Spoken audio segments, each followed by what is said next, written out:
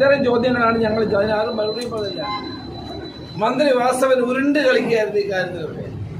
മന്ത്രി വാസവൻ പറയട്ടെ എത്ര പ്രതിനിധികൾ ഉണ്ടായിരുന്നു, മന്ത്രി പറയട്ടെ എത്ര പേര് ഉച്ചയ്ക്ക് ശേഷമുള്ള സെഷനിൽ പങ്കെടുത്തെന്ന്.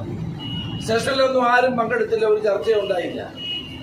അപ്പം ഇത് വളരെ ദയനീയമായ പരാജയമാണ് ആഗോള സംഗമം ഉണ്ടായത്.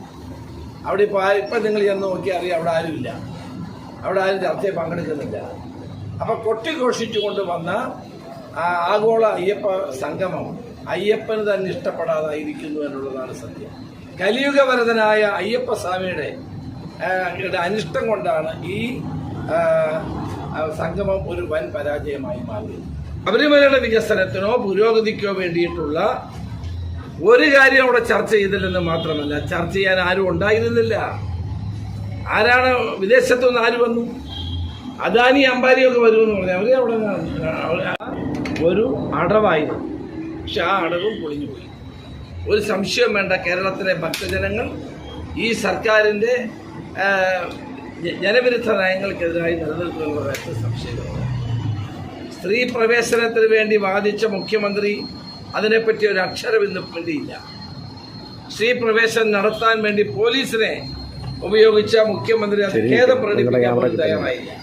അപ്പം അതുകൊണ്ട് ഇതിൽ ആർക്കും വിശ്വാസമില്ല.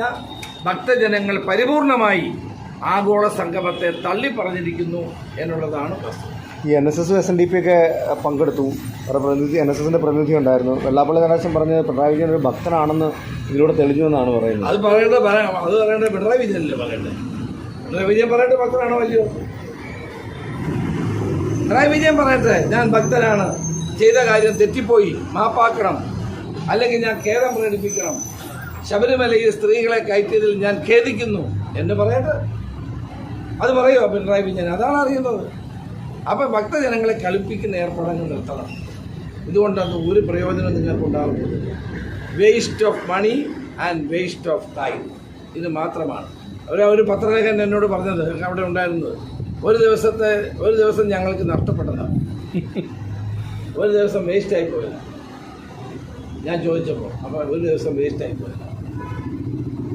അപ്പോൾ വാസവൻ്റെ അവകാശവാദങ്ങളെല്ലാം പൊളിഞ്ഞില്ലേ?